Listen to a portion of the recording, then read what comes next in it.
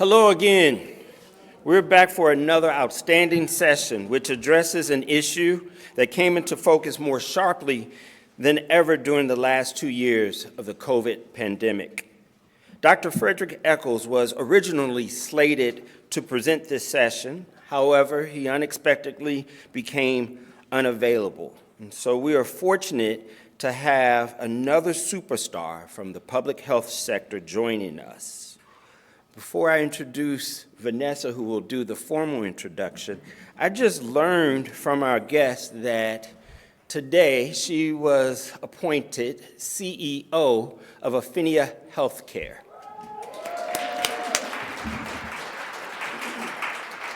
Please welcome Dr. Davis, Chair of Webster's DEI Advisory Committee, to introduce our next presenter. Thank you, Vincent. I can put on my glasses. Good afternoon, everyone. As some of you know, racial health disparity based on where a person lived was a crisis long before the COVID pandemic. Study after study put into academic context what people of color already knew. Your zip code shouldn't determine how long you live. But we also know sometimes it does. Yet, the pandemic did bring this crisis to a forefront and gave it a new sense of urgency. So what needs to happen to more successfully address these inequities? This session will explore steps the local public health system needs to take to narrow the gap and address intersectionality.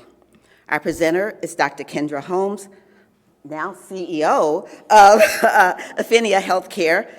Affinia supports unmet healthcare needs in the St. Louis region through its community health centers, and as part of the senior leadership team and now the leader of Affinia Healthcare, Dr. Holmes has been in the front lines of community health for 20 years. Please welcome please welcome Dr. Kendra Holmes. Thank you. Thank you so much, Dr. Davis. Thank you, Vincent, for having me. This is a great day to talk about the topic of health equity as we just complete Black History Month, as we are today the first day of Women's History Month. There has never been a better time to have this discussion, and I'm very excited about talking to you guys today. So, the new normal. I think a lot of people are really looking for a return to normalcy as a result of what we've gone through, and we've gone through a lot with the COVID-19 pandemic. And the pandemic, as we all know, has really transformed every aspect of our lives. The way our children learn, the way we work, the way we socialize, we've all been impacted, whether we know it or not, we've all been impacted by the COVID-19 pandemic. And as mask mandates are being lifted, and as our hospitalization numbers are improving, which is great, I hear a lot of people saying, you know what, I just want to go back to normal. I want to go back to normal life before the pandemic when things were great. And what I say is that I don't want to go back to normal, because normal is exactly how we got into the position that we're in today.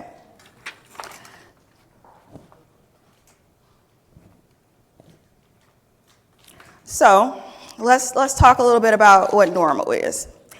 Normal is that the interpersonal, institutional, structural, and systematic, lots of ways for racism to occur, are all fundamental causes of health inequities.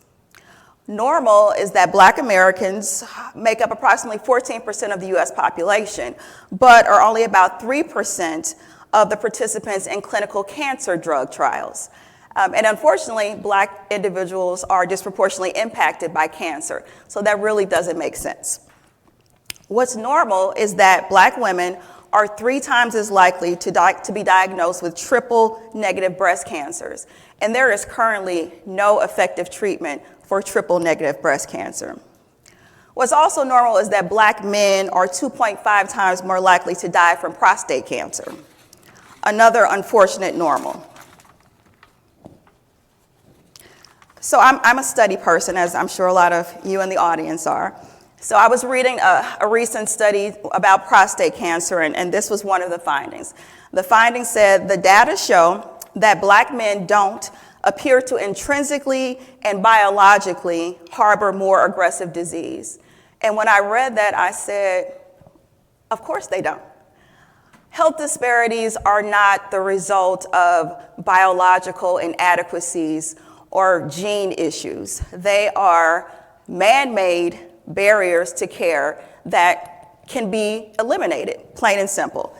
And unfortunately, we have gotten to the point where we think that these are just normal, that it's normal for Black men to have these disparities in prostate cancer, and it's absolutely not normal.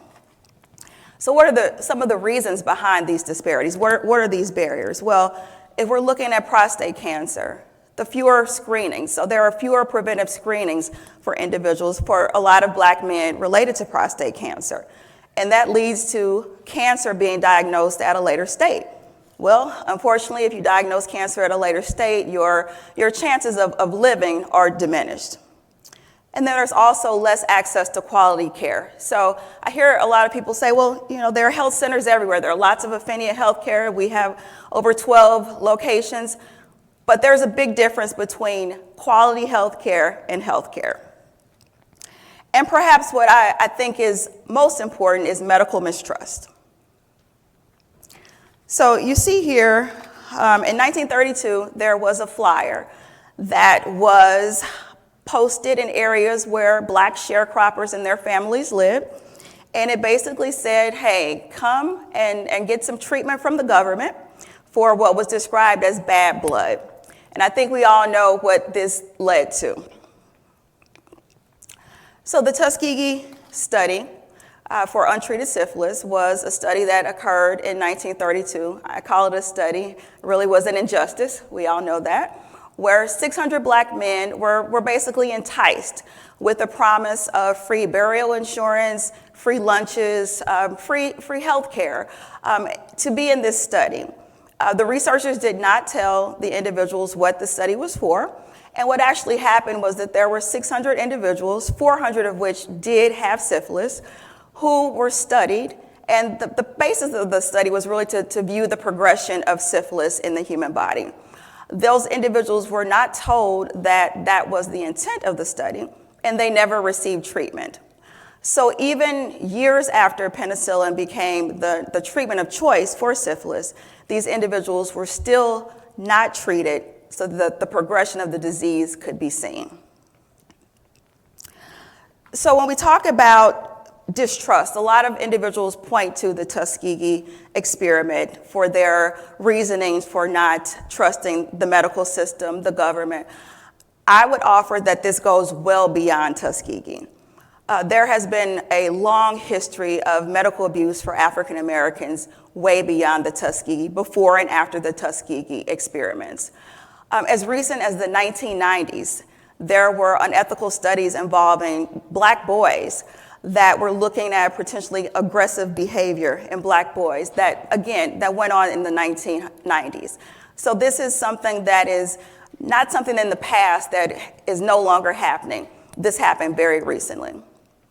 And there was also a recent study that showed that 90% of the health centers that were monitored, patients who were of minority or color, or Black or minority, received less pain medication than their white counterparts, which had similar pain thresholds or similar pain needs or even more.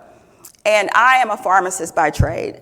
So I first experienced this disparity working as a student pharmacist many moons ago at a retail pharmacy, where I didn't quite understand why it was such a problem for the pharmacist to call the insurance company, to call the doctor about a sickle cell patient who needed a refill on their controlled substance.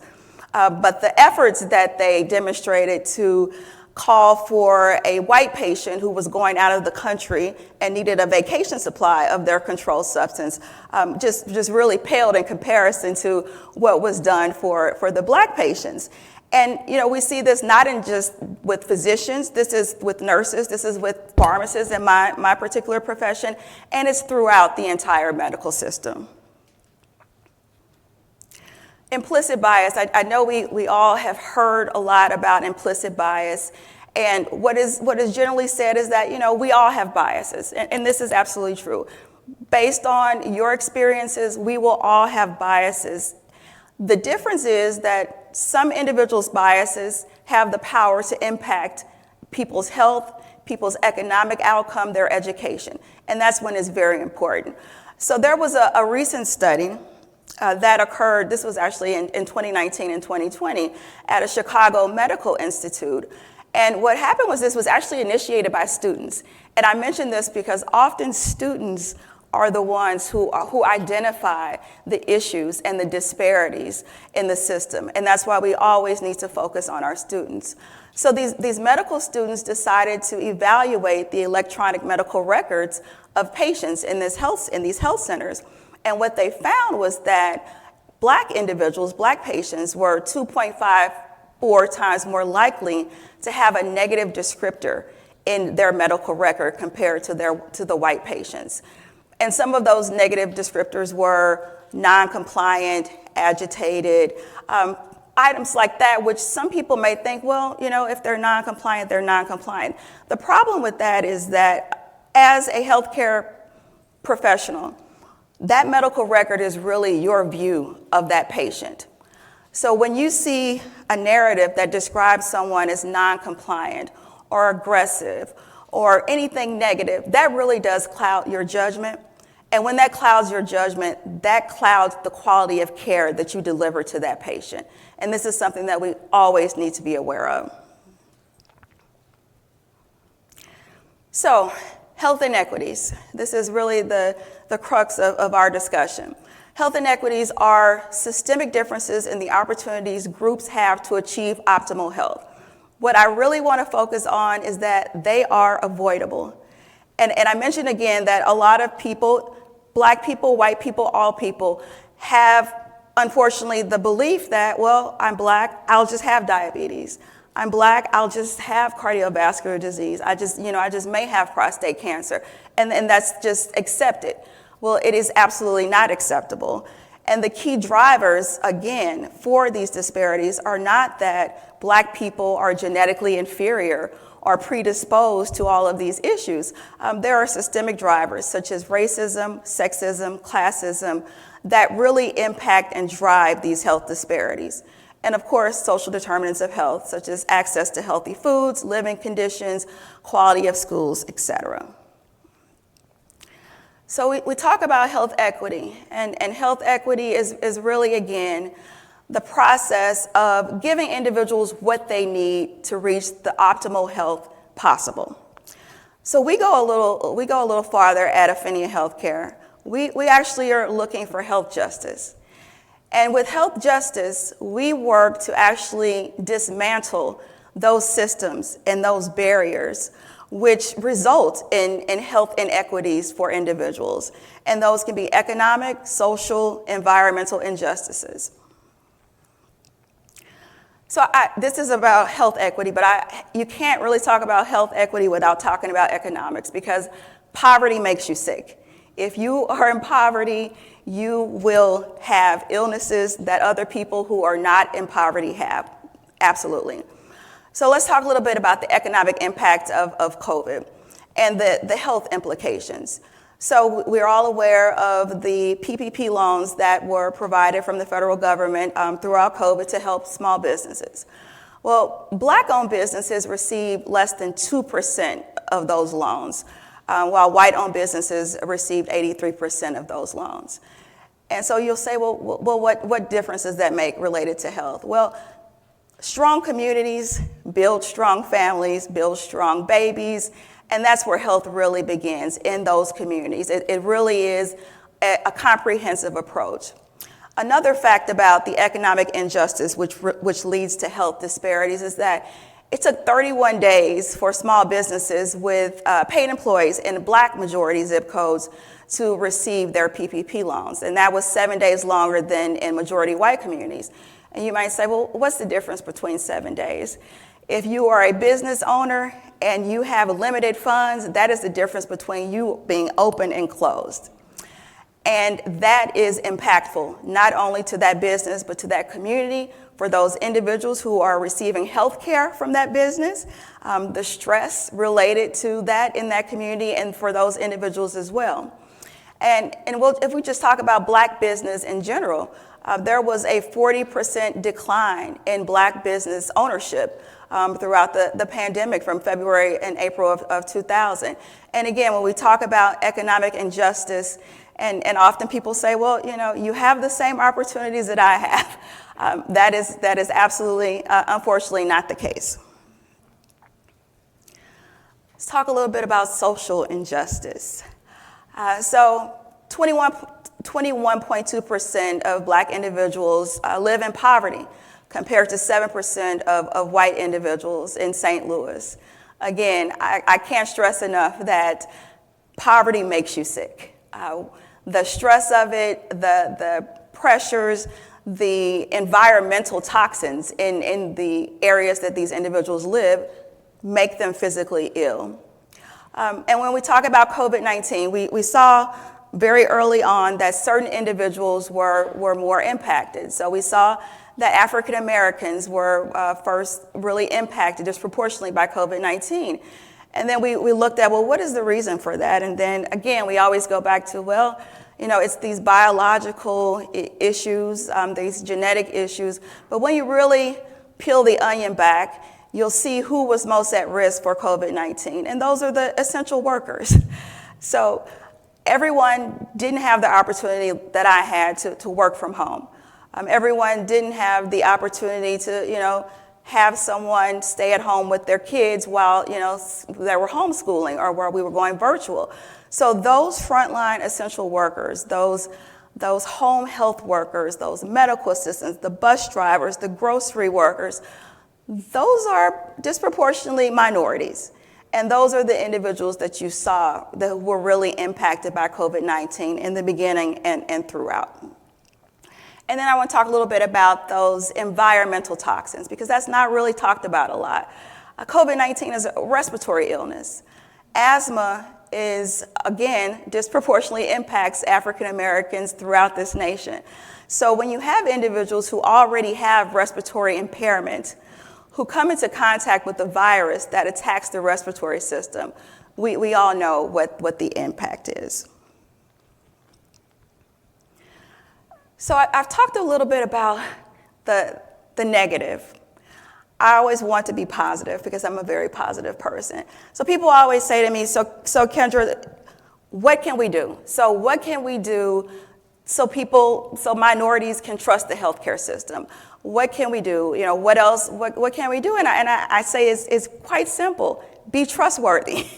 If you are a trustworthy organization, people will trust you. It is really no different than any relationship that you have, be it in your personal life, your business life. If you are a person in a system that values individuals and values the dignity of individuals, all individuals, regardless of their race, sex, or any difference, you will gain that trust.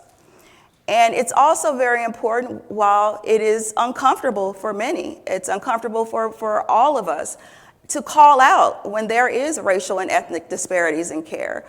It, again, is very uncomfortable for individuals who feel as though they went into a profession to help individuals, to realize that I may actually be hurting people because of my implicit bias.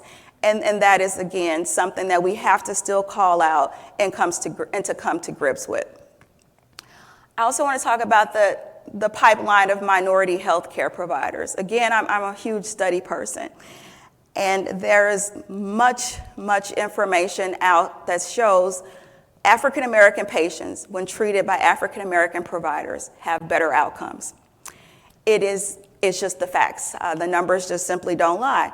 And that is because, again, there's a different cultural competency that is received sometimes when you have a provider who knows your culture and is able to communicate with you where you can understand it. And that's not to say that individuals who are not minorities can't obtain that same technique or cultural competency, but it takes a lot of work. It absolutely takes a lot of work.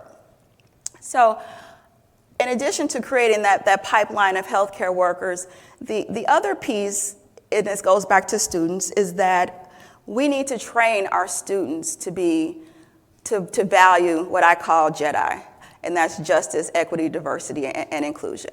So we can't do it on the end where we have providers my age, and then try to tell them, okay, well, you have implicit bias. We need to start at the beginning and train our students, medical professionals, to have that awareness of themselves so that, at that point, it's just a continual process of learning. And when we have these students and these minority professionals, getting them into the healthcare system is a problem, but I would argue that the biggest problem is keeping them in the systems, and that's because of the cultures. When you talk about true inclusion, it's not just diversity, it's true inclusion and feeling that individuals are belonged and have a sense of value and are welcomed. And often in our medical systems and in our universities, that is not the case. So not only do we need to work on getting the individuals in the door, we need to work on keeping them in the door. So this is a meme that I kind of like to show sometimes. Sometimes people get a little offended by it, but I like to kind of offend people sometimes. So we have a lot of organizations that, and you heard a lot of it during Black History Month, and you'll hear a lot of it during Women's History Month, that say they support diversity, they support women, they support equitable pay for women, they support diversity, and then you'll look at their executive team and you'll look at their board of directors and it'll look very much like that. That is not true diversity, equity, inclusion, and justice any day of the week. There has to be an intentional effort to make your boards diverse, your executive teams diverse, and that really takes a lot of work. When you talk about being uncomfortable, you have to get out of the box and be uncomfortable if we are truly to achieve justice, not only in healthcare, but in our entire nation. And that involves, again, true inclusion, diversity, equity, and justice. And what I actually urge a lot of organizations and boards to do is to actually have a culture in your board of equity. So again, it's very easy to say we support this or that, diversity, equity, inclusion. But what does your charter, or do you have a statement, a diversity, equity, inclusion statement that your board actually follows and uses as a guide to drive your strategies? And I think that's necessary for all organizations who are truly looking to be inclusive and diverse. And not only is the statement necessary, because I talk to a lot of organizations and they say, well, Kendra, we're diverse. We have 2 Black people working over there, so we're diverse. And that's really not what it is. So what I generally say is, okay, well, show me your data that shows that you're diverse and equity and inclusive. What are your equity measures? And very few organizations have equity measures. So I'll share that some of the equity measures that we have for Affinia Healthcare are related not just to health, but to economic justice. So we actually track the number of minorities who are in upper management. We track the salaries to make sure that salaries are equitable for all positions, and to really pinpoint if at any point we have some implicit bias in our salary selection or our promotion selection. And that's really what, if you're truly trying to promote that culture, you need to have specific data to back that up. So again, representation matters. Not only do you have to have board representation, you have to have C-suite, executive representation, and also community representation. Affinia Healthcare really relies on our community for our strategies. And people will say, well, how could you possibly rely on the community for your strategies? And quite honestly, this is something new for us, because organization is at different points in their equity and justice challenges or career. But we really rely on what the patient needs. So I may have a thought of what patients need, but that is often completely different than what the patient thinks that they need. So we rely heavily on focus groups, a community needs assessment to really gather not only what the patient feels that they need, but how they want that delivered. I'll give you just an example of this. So we previously had, for our COVID-19 vaccinations, we had you schedule appointments. So we've done over 40,000 COVID vaccines in the community, and we would have you schedule appointments. So what we found is that appointments just don't work for a lot of people in underserved communities. It is difficult sometimes for them to say, okay, I'm going to be here at this time, so I need to get there when I can get there. So you need to have it where, it's walk-ins available. And once we did that, we saw a huge increase in our vaccination. So we were thinking, it's an issue with vaccine confidence, but it was really just an issue with access and not providing the care the way the patients needed that care. So the voice of the patient is always necessary. Cultural competency. And when I speak of cultural competency, I mean for everyone. I mean for Black people, white people, everyone can benefit from cultural competency, because I don't know everyone's culture and everyone does not know my culture, but we have to respect and understand everyone's culture as healthcare professionals if we truly want to decrease and eliminate health disparities. And it's not just a one-time training. I hear this a lot from organizations. Well, we did, when we onboarded the staff, we had a cultural competency training, so we're all good now. Everybody's right, everything's fine. And that absolutely is not effective.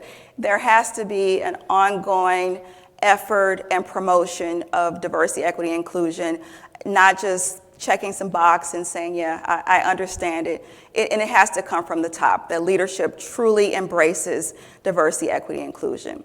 And I mentioned again the data.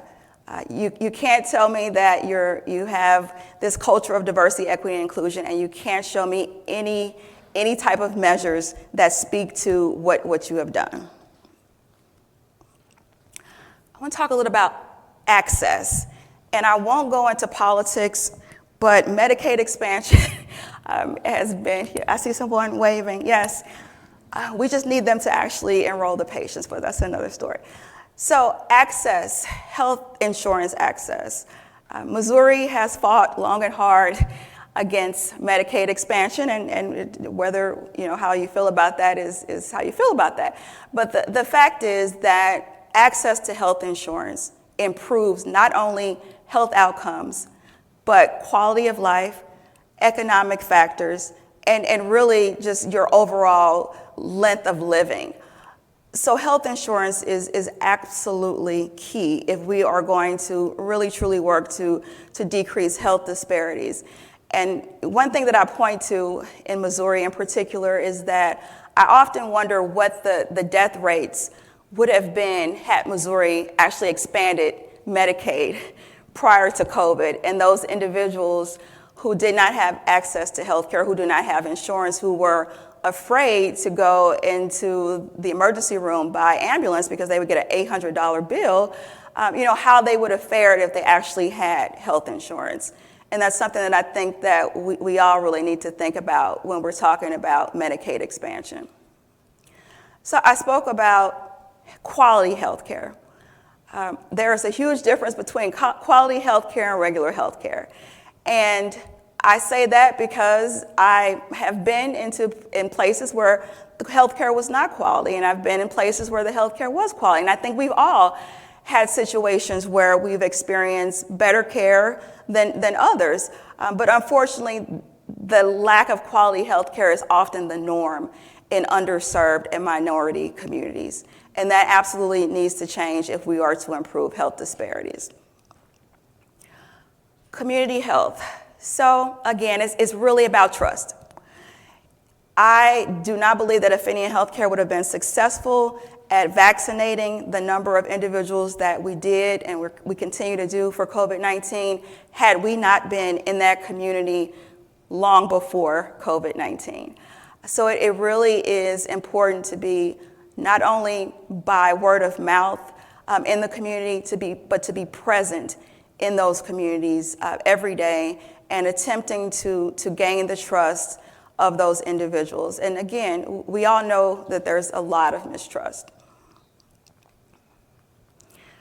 So I'm looking to see how much longer I have. All right.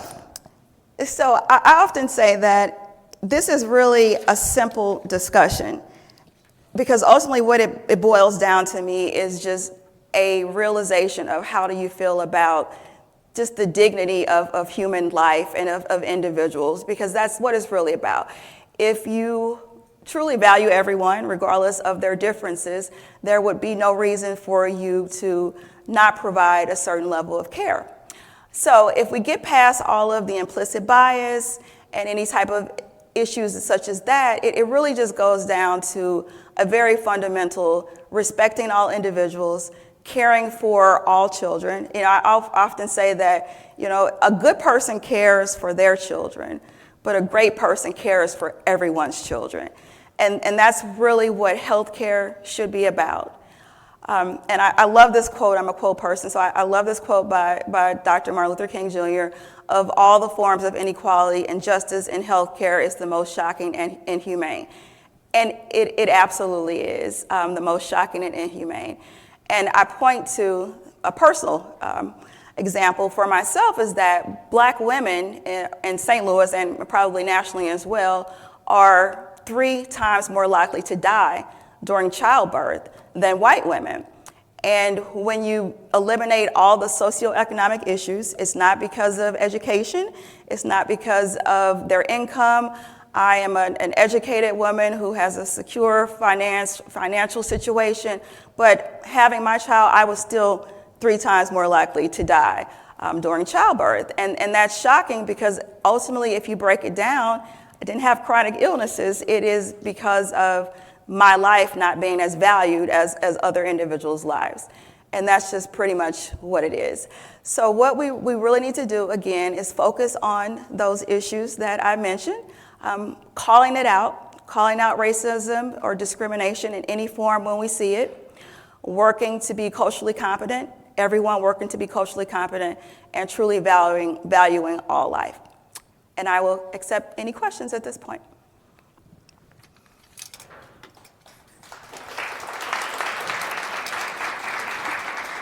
Dr. Holmes, thank you so much. I'm back here. Okay. How you doing?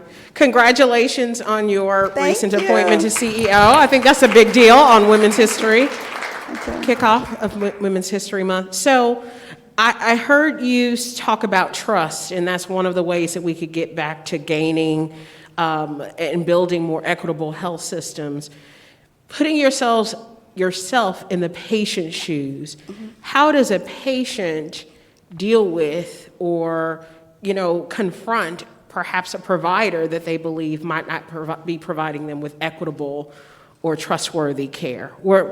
For many patients, that's probably daunting, right? Because many of us have been raised to believe that doctors and professionals are stellar at what they do, and how dare we question them? So how do you give back the patient the capability to be their own advocate? What advice do you have? Well, I do definitely believe that patients should advocate for themselves, but actually I believe that is on the health system. I believe that the health system needs to have a structure in place where patients are actively able to complain and express their concerns, not weeks later, but immediately. And there needs to be specific, when I go back to data, you have to have patient satisfaction surveys.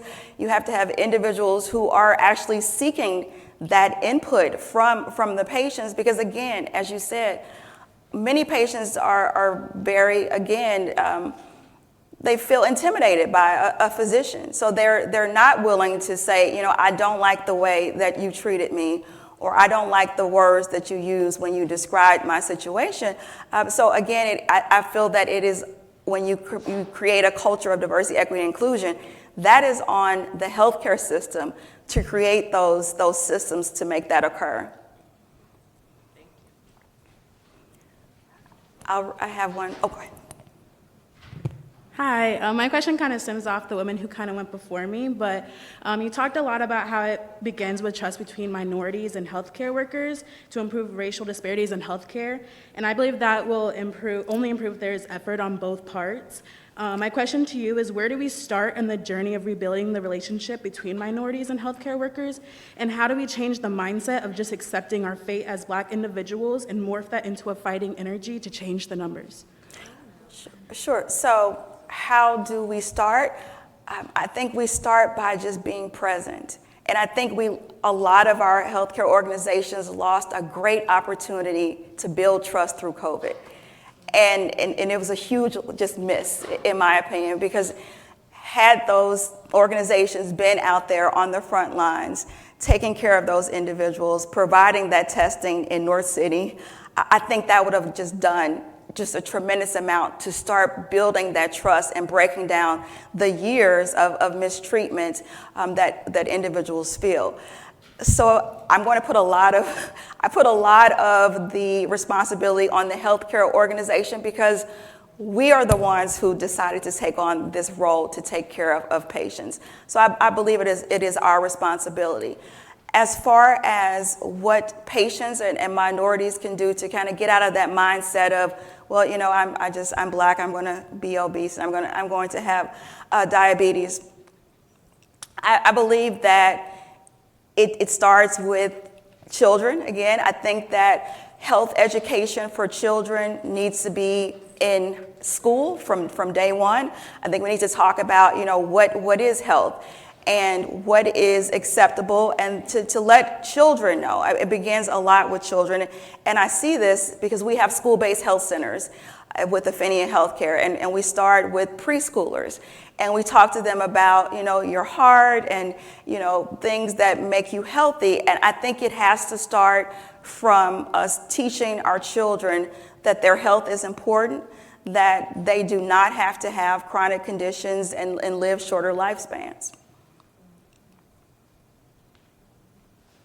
So I have one on the screen, and it says, Dr. Holmes, when you were a student and witnessed the racism you mentioned, did you feel that you could do anything to advocate for justice in healthcare? Well, I didn't tell the whole story. So I just asked the pharmacist. I said, you know, and I probably was a third-year pharmacist, so I thought, pharmacy student, so I thought I knew everything, and I had gone over sickle cell disease, so I knew that a sickle cell patient probably needed more pain medicine than someone who just had chronic back condition. So I actually asked the pharmacist, you know, what was the reason why, you know, you're giving the sickle cell patient such a hard time? And the response was, well, they're drug seeking. That absolutely was the response.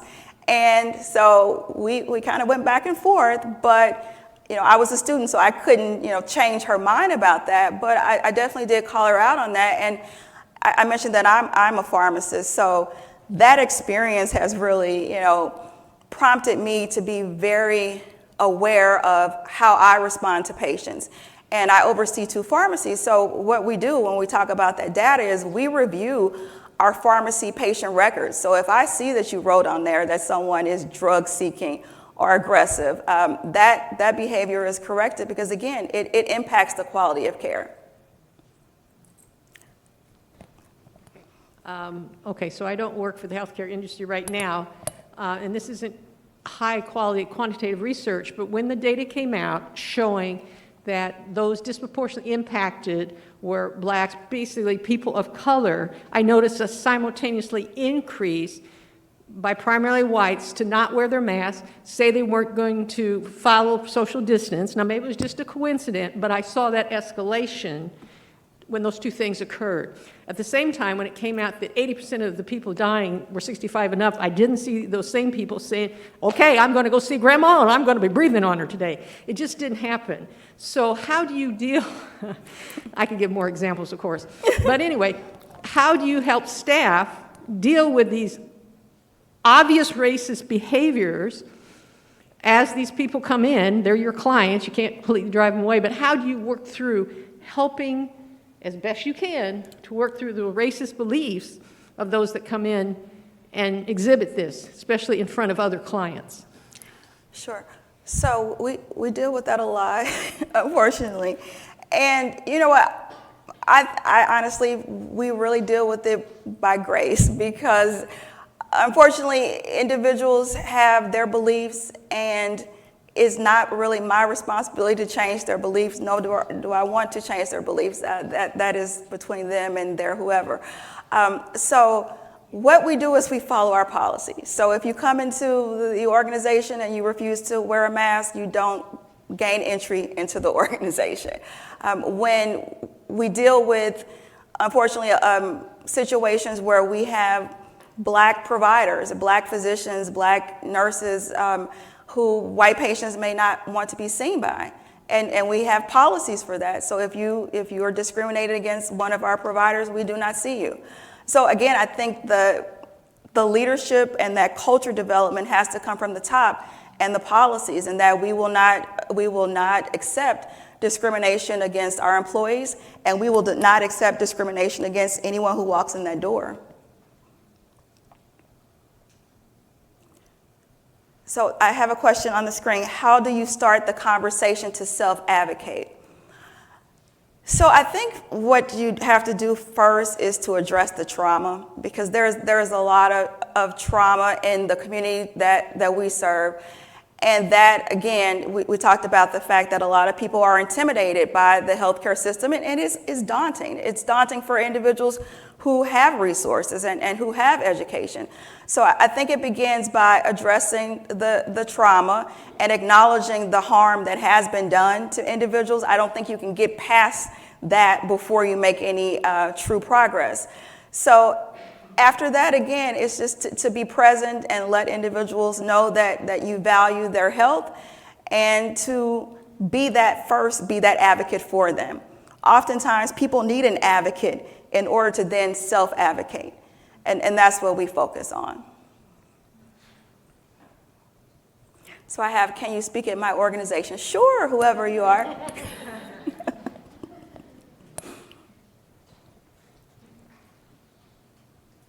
Any additional questions?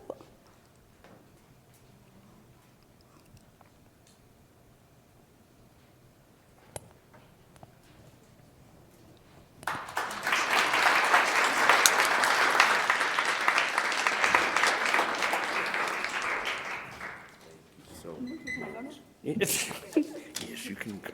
Thank you. So many thanks again to Dr. Holmes, not only for presenting on this critically important topic, but for pitch hitting as well. So another round of applause for her, please.